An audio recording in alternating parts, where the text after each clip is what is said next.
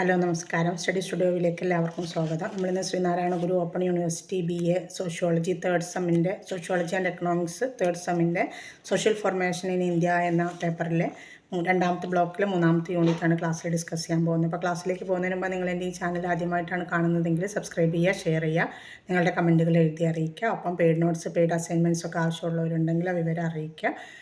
പിന്നെ മുൻ വീഡിയോസിലൊക്കെ ഡിസ്ക്രിപ്ഷൻ ബോക്സിൽ വാട്സപ്പ് നമ്പർ കൊടുത്തിട്ടുണ്ട്. വാട്സപ്പിൽ വന്നാൽ ഡീറ്റെയിൽസ് തരാം. ഓക്കെ, ക്ലാസ്സിലേക്ക് പോകും. അപ്പോൾ രണ്ടാമത്തെ ബ്ലോക്കിൽ മൂന്നാമത്തെ യൂണിറ്റ് എന്ന് പറയുന്നത് പ്രോലിഫിലേഷൻ ഓഫ് ജാതി സമ്പ്രദായത്തിൻ്റെ വ്യാപനമാണ്, ജാതിയുടെ വ്യാപനം. നമുക്ക് അതിൽ ഫസ്റ്റ് വരുന്നത് ട്രാൻസ്ഫോർമേഷൻ ഓഫ് ദ വർണ്ണ system in early medieval India. മധ്യകാല ഇന്ത്യയിൽ കാലഘട്ടത്തിൻ്റെ തുടക്കത്തിൽ ഇന്ത്യയുടെ വർണ്ണ വ്യവസ്ഥയുടെ മാറ്റം എങ്ങനെ വന്നു എന്നുള്ളതാണ്.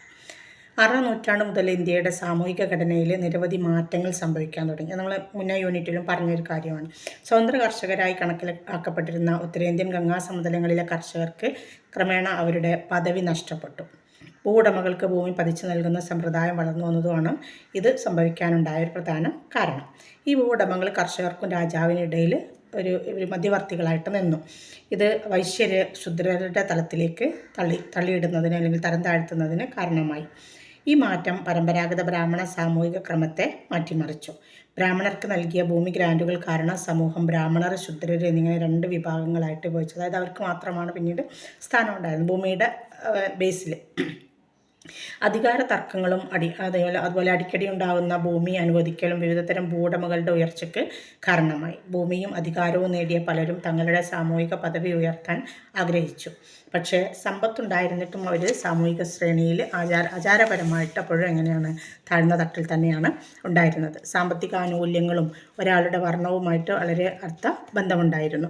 6ാം നൂറ്റാണ്ടിലെ ഒരു ജ്യോതിഷിയായ വരാഹമിഹിര അദ്ദേഹം പറയുന്നത് വീടിൻ്റെ വലിപ്പങ്ങൾ വർണ്ണത്തെ മാത്രമല്ല വിവിധ ഭരണാധികാരികളുടെ പദവിയെയും അടിസ്ഥാനമാക്കിയുള്ളതായിരിക്കണം എന്ന് നിർദ്ദേശിച്ചിട്ടുണ്ട്. സാമൂഹിക റാങ്കിങ് പൂർണ്ണമായിട്ടും വർണ്ണ സമ്പ്രദായത്തെ ആശ്രയിച്ചിരിക്കുന്ന ഭൂതകാലത്തിൽ നിന്ന് ഭൂമിയുടെ ഉടമസ്ഥതയും പദവിയെ സ്വാധീനിക്കുന്ന ഒരു പുതിയ ക്രമത്തിലേക്ക് അത് മാറി എന്നതാണ് ഇത് സൂചിപ്പിക്കുന്നത്. 7ാം നൂറ്റാണ്ട് മുതൽ ജാതികളുടെ എണ്ണം കൂടി. 8ാം നൂറ്റാണ്ടോടെ വൈശ്യ സ്ത്രീകളും താഴ്ന്ന ജാതിയിൽപ്പെട്ട പുരുഷന്മാരും തമ്മിലുള്ള ബന്ധങ്ങൾ കാരണം നിരവധി സമ്മിശ്ര ജാതികൾ ഉയർന്നു വന്നു. കൂടാതെ ഒരു പുരാണത്തിൽ അത് രേഖപ്പെടുത്തിയിട്ടുണ്ട് കേട്ടോ. ഇത് ശൂദ്രരെയും തൊട്ടുകൂടാത്തവരെയും എണ്ണമറ്റ ഉപജാതികളായി വിഭജിക്കുന്നതിന് ഇടവരുത്തി. ഇന്ത്യൻ സമൂഹത്തിലെ പ്രധാന വ്യക്തികളായി മാറിയ ബ്രാഹ്മണരും രജപുത്രരും പോലുള്ള 7ാം ആളുകൾ 7ാം നൂറ്റാണ്ടോടെ വിവിധ ഉപജാതികളിൽ ആയിട്ട് വിഭജിച്ചു. അതായത് അവർ ഉന്നതരാണെങ്കിലും അവരും അനേക ഉപജാതികളായിട്ട് വിഭജിച്ചു. അക്കാലത്തെ സമ്പദ് വ്യവസ്ഥ ഭാഗികമായിട്ട് ഈ ജാതി വർധനവിന് കാരണമായി എന്നാണ് RS ശർമ്മ രേഖപ്പെടുത്തുന്നത്. സമൂഹത്തിൽ ചലനാത്മകത പരിമിതമായതുകൊണ്ട് ആളുകൾ ഒരിടത്ത് തന്നെ തുടർന്നുവെന്നും അദ്ദേഹം പറയുന്നു. അതായത് മാറി താമസിച്ചിട്ടൊന്നുമില്ല എന്ന് അദ്ദേഹം പറയുന്നു. വിവിധ പ്രദേശങ്ങളിലുള്ളവർ ഒരേ ജോലി ചെയ്തപ്പോഴും അവരുടെ സ്ഥാനമനുസരിച്ച് ഉപജാതികളായിട്ട് അവരെ തിരിച്ചു. നിരവധി ആദിവാസി ഗ്രൂപ്പുകൾ ആദിവാസി മേഖലകളിൽ ബ്രാഹ്മണർക്ക് നൽകിയ ഭൂമി ഗ്രാൻറ്റിലൂടെ ബ്രാഹ്മണ സാമൂഹിക ക്രമത്തിൽ സംയോജിപ്പിച്ചു. ഈ ഗോത്രങ്ങളെ സാധാരണയായിട്ട് ശൂദ്രർ അല്ലെങ്കിൽ മിശ്രജാതികൾ ആയിട്ട് തരംതിരിച്ചു. ഇനി social hierarchy and economic relations ആണ്, സാമൂഹിക ശ്രേണിയും സാമ്പത്തിക ബന്ധങ്ങളും. RS ശർമ്മയുടെ അഭിപ്രായത്തിൽ 3 പ്രധാന പ്രക്രിയകൾ വേദാനന്തര കാലഘട്ടത്തിൽ ഒരേ സമയം സംഭവിച്ചിട്ടുണ്ട്. ആര്യവൽക്കരണം, അയോണീകരണം, നഗരവൽക്കരണം എന്നിവയാണവ. ഇപ്പോൾ സംസ്കൃതം, പ്രാകൃതം, പാലി തുടങ്ങിയ ഇന്തോ ആര്യൻ ഭാഷകളുടെ വ്യാപനത്തെയാണ് ആര്യവൽക്കരണം സൂചിപ്പിക്കുന്നത്. വർണ്ണ സാമൂഹിക വിഭാഗങ്ങളുടെ ഉയർച്ചയും സ്ത്രീകളുടെ അടിച്ചമർത്തലും ഇതിൽ ഈ കാലഘട്ടത്തിൽ ഉൾപ്പെടുന്നുണ്ട്. പിൽക്കാല വേദഗ്രന്ഥങ്ങളിൽ ആര്യ എന്ന പദം ആദ്യത്തെ 3 വർണ്ണങ്ങളെയാണ് സൂചിപ്പിക്കുന്നത്. ഇക്കാലയളവിൽ ആര്യവൽക്കരണം അർത്ഥമാക്കുന്നത് ആര്യൻ ഇതര ഗോത്രങ്ങൾ ബ്രാഹ്മണ സംസ്കാരം സ്വീകരിക്കാൻ തുടങ്ങി എന്നാണ്. ഇനി കുറഞ്ഞ കാർബൺ സ്റ്റീൽ ഉപയോഗിച്ച് നിർമ്മിച്ച ഉപകരണങ്ങളും ആയുധങ്ങളും അവതരിപ്പിക്കുന്ന ഒരു ഘട്ടമാണ് അയോണീകരണം എന്നതിൽ ഉൾപ്പെടുന്നത്. ഇത് കുടിയേറ്റങ്ങളുടെ വർധനവിന് കാരണമായൊരു ഒരു പ്രവർത്തനമാണ്.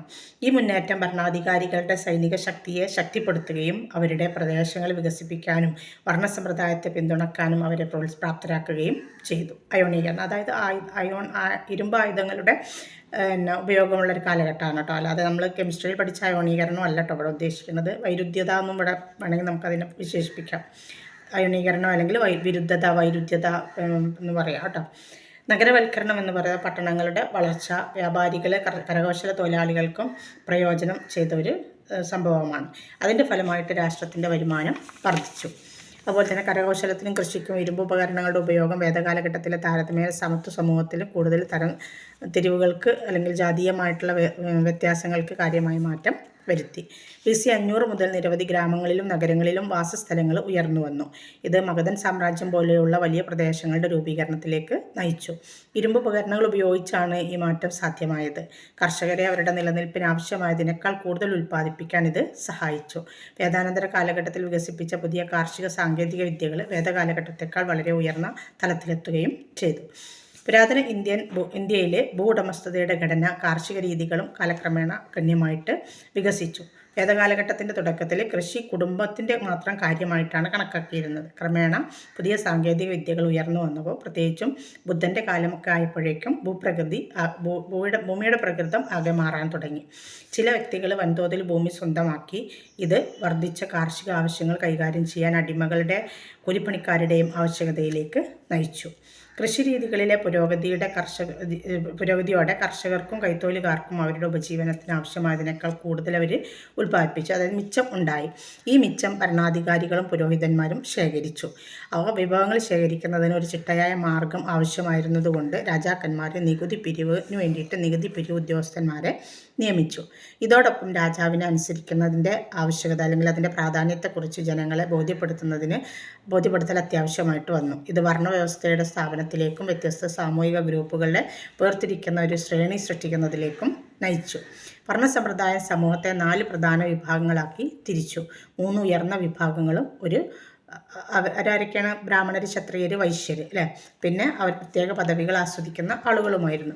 അധികാര ശ്രേണിയുടെ ഏറ്റവും താഴെ തട്ടിലുള്ളവരാണ് ശൂദ്രർ. പരിമിതമായ അവകാശങ്ങളെ ഈ ശൂദ്രർക്ക് ഉണ്ടായിരുന്നുള്ളൂ. 3 ഉയർന്ന വർണ്ണങ്ങളും ഉൾപ്പെടുന്ന 2 തവണ ജനിച്ചവരെന്നാണ് അവരെ വിശേഷിപ്പിക്കുന്നത്. അവരെ വേദങ്ങൾ പഠിക്കാനും പഠിപ്പിക്കാനും അനുവദിച്ചിരുന്നു. എന്നാൽ സ്ത്രീകൾക്കും ശൂദ്രർക്കും ഈ ആചാരങ്ങളിലോ അല്ലെങ്കിൽ വേദങ്ങൾ പഠിക്കുന്നതിനോ ഒന്നുമുള്ള അനുമതി ഉണ്ടായിരുന്നില്ല. 2 തവണ ജനിച്ച ഗ്രൂപ്പുകൾക്കുള്ളിൽ കൂടുതൽ വ്യത്യസ്തമായിട്ടുള്ള വ്യത്യാസങ്ങളുടെ അതായത് അവരുടെ ഇടയിൽ തന്നെ പല വ്യത്യാസങ്ങളും ഉണ്ടായിരുന്നു. കൃഷിയിൽ നിന്ന് വിട്ടുനിന്ന ബ്രാഹ്മണർക്ക് കൈവേലക്കാരുടെ ആജ്ഞയാണ് ഉണ്ടായിരുന്നത്. ഈ അവഗണന തൊട്ടുകൂടാത്തവരായിട്ട് അവരെ കണക്കാക്കുന്നതിലേക്ക് നയിച്ചു. അതായത് അങ്ങനെ ഒരു പുതിയ വിഭാഗവും കൂടി ഉടലെടുത്തു. ബ്രാഹ്മണരും ക്ഷത്രിയരും സാമൂഹിക നില മെച്ചപ്പെടുത്താനും വിഭവ വിഹിതത്തെക്കുറിച്ചും സംഘർഷങ്ങൾ ഉണ്ടായിരുന്നു. എങ്കിലും പരസ്പര ആശ്രിതത്വവും അവർ നിലനിർത്തിയാണ്. ഒരു ടീമില്ലാതെ ഒരു ടീമിന് കഴിയില്ല. അതുകൊണ്ട് അപ്പോൾ ബ്രാഹ്മണരുടെ പിന്തുണയില്ലാതെ ക്ഷത്രിയർക്കോ ക്ഷത്രിയരുടെ പിന്തുണയില്ലാതെ ബ്രാഹ്മണർക്കോ നിലനിൽപ്പില്ലായിരുന്നു. അഭിവൃദ്ധി പ്രാപിക്കാൻ കഴിയില്ല അവർക്ക് പരസ്പര ബന്ധമില്ലാതെ. അതുകൊണ്ട് ഏത് ശത്രുതയുണ്ടെങ്കിലും അത് മറന്നവർ പരസ്പരം സഹകരണത്തോടെ നിലനിന്നു. ഇനി factors led to the proliferation of ജാതിയുടെ വ്യാപനത്തിലേക്ക് നയിച്ച ഘടകങ്ങൾ. ഒന്ന്, വലിയ സാമ്രാജ്യങ്ങളുടെ പതനം. ഗുപ്ത സാമ്രാജ്യം പോലുള്ള വലിയ സാമ്രാജ്യങ്ങളുടെ പതനം ജാതിയുടെ വ്യാപനത്തിലേക്ക് നയിച്ചു. പിന്നെ വിവിധ തൊഴിൽ ഗ്രൂപ്പുകളുടെ ഉദയം. ഈ കാലഘട്ടത്തിൽ വ്യാപാരത്തിൻ്റെ വളർച്ചയും നഗരവൽക്കരണവും വിവിധ തൊഴിൽ ഗ്രൂപ്പുകളുടെ വളർച്ചയ്ക്ക് ഇടവരുത്തി. ആ ഗ്രൂപ്പുകൾ ഓരോ ജാതി വിഭാഗങ്ങളായിട്ട് രൂപം കൊണ്ടു. പിന്നെ മറ്റൊന്ന് ബുദ്ധ ജൈന മതങ്ങളുടെ സ്വാധീനമാണ്. ഇനി ഒന്ന് മതപരമായ ബന്ധം. മതപരമായ ബന്ധം എന്ന് പറഞ്ഞാൽ വിവിധ വിഭാഗങ്ങളുടെ ആവിർഭാവത്തിന് ഉയർന്നു വന്ന ജാതികളുടെയും അവർ ആരാധിക്കുന്ന ദൈവങ്ങളുടെയും അടുത്ത ബന്ധമുണ്ടായിരുന്നു. അപ്പോൾ ആ പ്രക്രിയ രാഷ്ട്ര രൂപീകരണവുമായിട്ട് ബന്ധപ്പെടുകയും ചെയ്തു. പിന്നെ സാംസ്കാരിക വൈവിധ്യം. വിവിധ സംസ്കാരങ്ങളിലുള്ളവർ അവരുടെ സാംസ്കാരിക മാനങ്ങളെ കാക്കാൻ വേണ്ടിയിട്ട് അവരൊരു പ്രത്യേക വിഭാഗമായിട്ട് രൂപം കൊണ്ടു. ഇനി ഫീച്ചേഴ്സ് ഓഫ് കാസ്റ്റ് സിസ്റ്റം. ജാതി വ്യവസ്ഥയുടെ സവിശേഷതകൾ എന്തൊക്കെയാണ്? ആദ്യകാല മധ്യഘട്ടത്തിലെ സാമൂഹിക ചലനാത്മകത അടയാളപ്പെടുത്തിയത് വർണ്ണങ്ങളെ ജാതികളാക്കി മാറ്റുന്നതിലൂടെയാണ്.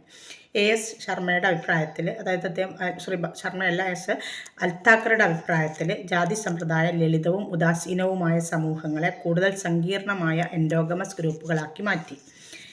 ജാതിയുടെ വ്യാപന പ്രക്രിയ 6-ാം നൂറ്റാണ്ടിൽ ആരംഭിച്ച് 15-ാം നൂറ്റാണ്ട് വരെ ബ്രാഹ്മണരുടെ ഏറ്റവും ഉയർന്ന തട്ടുകൾ വിഭജിക്കപ്പെടുന്നത് വരെ നിലനിന്നു.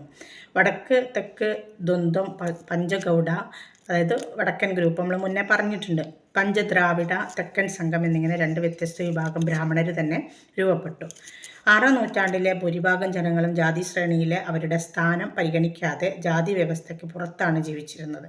ക്ഷേത്രങ്ങളിലും മറ്റ് പൊതു ചടങ്ങുകളിലും വിലക്കുണ്ടായിരുന്നെങ്കിലും താഴ്ന്ന ജാതിക്കാരും ഉന്നത ജാതിക്കാരും കാർഷിക മേഖലകളിൽ, അതായത് കൃഷി ചെയ്യേണ്ട ഏരിയയിൽ ഒരുമിച്ച് താമസിച്ചിരുന്നു. ജാതി സമൂഹത്തിൻ്റെ ശക്തി ആചാര കേന്ദ്രങ്ങളിൽ നിന്ന് പുറത്തേക്ക് അത് വ്യാപിച്ചു. എങ്കിലും മധ്യകാലഘട്ടത്തിൻ്റെ ആരംഭത്തോടെ നിലവിലുള്ള ജാതി ഗ്രൂപ്പുകളും വർണ്ണങ്ങളും നിരവധി ഉപജാതികളായും ചെറിയ ജാതികളായിട്ടും വിഭജിക്കാൻ തുടങ്ങി. ജാതി ഗ്രൂപ്പുകളുടെയും വർണ്ണങ്ങളുടെയും എണ്ണം വർദ്ധിച്ചതിൻ്റെ തെളിവുകൾ ബ്രാഹ്മണങ്ങളിൽ നിന്ന് നമുക്ക് കണ്ടെത്താൻ കഴിയും. അവിടെ അവരനുഷ്ഠിച്ചിരുന്ന ആചാരങ്ങളെ അടിസ്ഥാനമാക്കിയുള്ള ജാതികളുടെ പേരുകളും പരാമർശിക്കപ്പെട്ടിട്ടുണ്ട്. ഭൂമി അനുവദിച്ചത് ജാതികളുടെ ശിഥിലീകരണത്തിന് ആക്കം കൂട്ടി. ബ്രാഹ്മണങ്ങളിൽ അവരുടെ പൂർവികരുടെ പേരുകൾ, വംശങ്ങൾ, അവരുടെ യഥാർത്ഥ ഭവനം, അതുപോലെ ഇങ്ങനെയുള്ള കാര്യങ്ങളൊക്കെ പരാമർശിച്ചിരുന്നു. പ്രധാന കുലങ്ങളിൽ നിന്ന് ഉപകുലങ്ങൾ അല്ലെങ്കിൽ ചെറിയ വംശങ്ങൾ രൂപപ്പെട്ടു. ജാതിയുടെ വ്യാപനം ഉയർന്ന തലത്തിൽ മാത്രം ഒതുങ്ങി നിന്ന ഒന്നായിരുന്നില്ല. പകരം ഈ പ്രക്രിയ എല്ലാ ജാതികളിലും ഈ ജാതി വിഭജനം ഉണ്ടായിട്ടുണ്ട്. 7-8 നൂറ്റാണ്ടുകളിലെ സാഹിത്യത്തിൽ ജാതിയുടെ വ്യാപനത്തിന് നിരവധി കാരണങ്ങളായിട്ട് ചൂണ്ടിക്കാണിക്കുന്നുണ്ട്.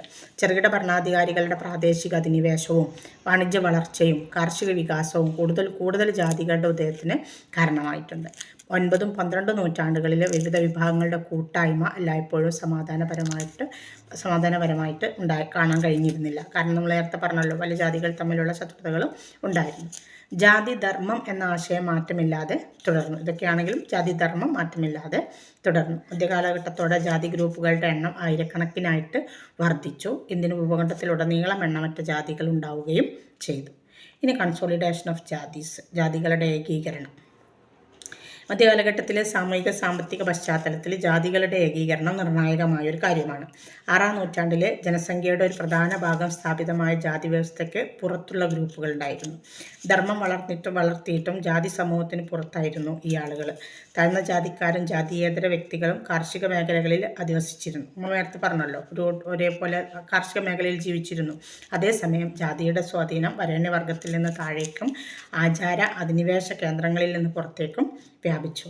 മാർക്കറ്റ് എക്സ്ചേഞ്ചുകളും രാഷ്ട്രീയ ശ്രേണികളും രൂപീകരിച്ച ഇടപാട് പ്രദേശങ്ങളിലെ വൈവിധ്യമാർന്ന ഗ്രൂപ്പുകളെ വഴക്കമുള്ള രീതിയിൽ ഉൾപ്പെടുന്നതിന് പുരുഷാധിപത്യ സഖ്യങ്ങളുടെ ഒരു ചലനാത്മകത നമുക്ക് നിരീക്ഷിക്കാൻ കഴിഞ്ഞിരുന്നു. മധ്യകാലഘട്ടത്തിൻ്റെ തുടക്കത്തിൽ ഭൂമി നൽകുന്ന സമ്പദ് വ്യവസ്ഥയുടെ വളർച്ചയോടെ ജാതി ഗ്രൂപ്പുകൾ വിഘടിച്ചു. 5-ാം നൂറ്റാണ്ടോടെ 100-ലധികം ജാതി ഗ്രൂപ്പുകൾ രേഖപ്പെടുത്തപ്പെട്ടിട്ടുണ്ട്. അധിനിവേശം, വ്യാപാരം, കാർഷിക വികസനം എന്നിവ കാരണം ആയിരക്കണക്കിന് മിശ്ര ജാതികൾ ഉയർന്നു വന്നു. പല ജാതി ഗ്രൂപ്പുകളും പല കാരണങ്ങളുടെ പേരിൽ സംഘർഷത്തിൽ ഏർപ്പെട്ടു. ആദ്യകാല ബുദ്ധ സാഹിത്യത്തിൽ ശ്രേണികൾ എന്നറിയപ്പെട്ടിരുന്ന സംഘങ്ങളും വ്യാപാര ഗ്രൂപ്പുകളും ജാതി പദവി നേടുകയും പ്രത്യേക സമുദായികളായിട്ട് മാറുകയും ചെയ്തു എന്ന് സൂചിപ്പിക്കുന്നുണ്ട്.